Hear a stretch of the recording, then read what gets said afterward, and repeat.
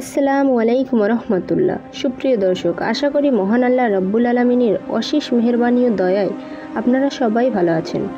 যেদিন আল্লাহর রহমতের ছায়া ছাড়া আর কোনো ছায়া থাকবে না, সেদিন 7 শ্রেণীর লোককে আল্লাহ তাআলা তার নিজের আরশের ছায়ায় আশ্রয় দেবেন।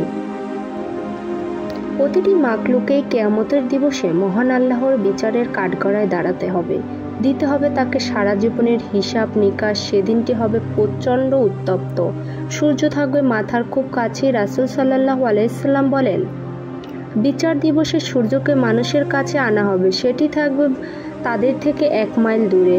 মানুষ তার আমল অনুযায়ী ঘামের মধ্যে অবস্থান করবে। কারো ঘাম হবে টাকনু সমান, কারো হাঁটু সমান, কারো কোমর সমান, কারো হবে মুখ সমান।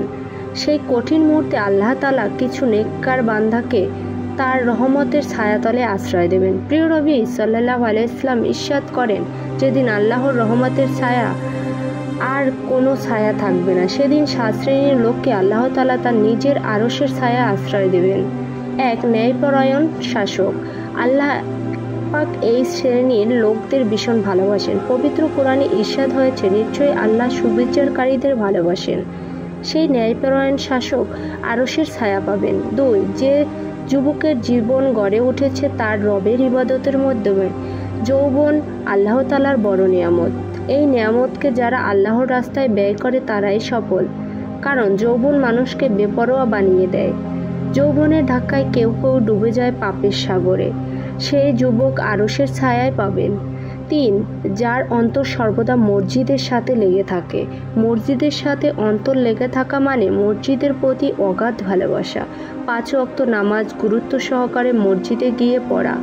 4 নাম্বার, ওই দুজন ব্যক্তি যারা পরস্পরকে ভালোবাসে আল্লাহর জন্য। রাসূল সাল্লাল্লাহু আলাইহি সাল্লাম বলেন, কিয়ামতের দিন মহান আল্লাহ বলবেন, সেসব মানুষ কোথায় যারা আমার সন্তুষ্টির উদ্দেশ্যে পরস্পরকে ভালোবাসত?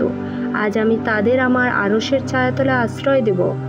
আজকের দিনটা এমন যে আজ আমার ছায়া ছাড়া কোথাও ছায়া নেই। 5 নাম্বার, সেই ব্যক্তি যাকে কোনো উচ্চবংশীয় রূপসী নারী ব্যভিচারের প্রতি আহ্বান জানায়, তো সে বলে প্রত্যাখ্যান করে যে আমি আল্লাহকে ভয় করি। 6 নাম্বার, সেই ব্যক্তি যে এমন গোপনীয়তার সাথে দান করে যে তার ডান হাত যা খরচ করে বাম হাত তা জানে না। এর দ্বারা উদ্দেশ্য হলো একমাত্র আল্লাহর সন্তুষ্টির জন্য দান করা। আজকাল মানুষ 1 টাকা দান করলে 10 টাকার প্রচার করে। ত্রাণের চেয়ে বেশি সময় যায় ফটো সেশনে। আমাদের দান করতে হবে কেবল আল্লাহ রাব্বুল আলামিনকে রাজি এবং খুশি করানোর জন্য। 7 নাম্বার, যে সেই ব্যক্তি যে নির্জনে আল্লাহর জিকির করে, ফলে তার 2 চোখে দিয়ে অশ্রুধারা বইতে থাকে, সেই ব্যক্তি আরশের ছায়া পাবেন। আল্লাহ পাক আমাদেরকে বেশি বেশি করে নেক আমল করার তৌফিক দান করুক এবং কিয়ামতের সেই কঠিন ময়দানে আল্লাহ রাব্বুল আলামিন আমাদেরকে আরশের আজিম এর ছায়ার নিচে জায়গা করে দেন।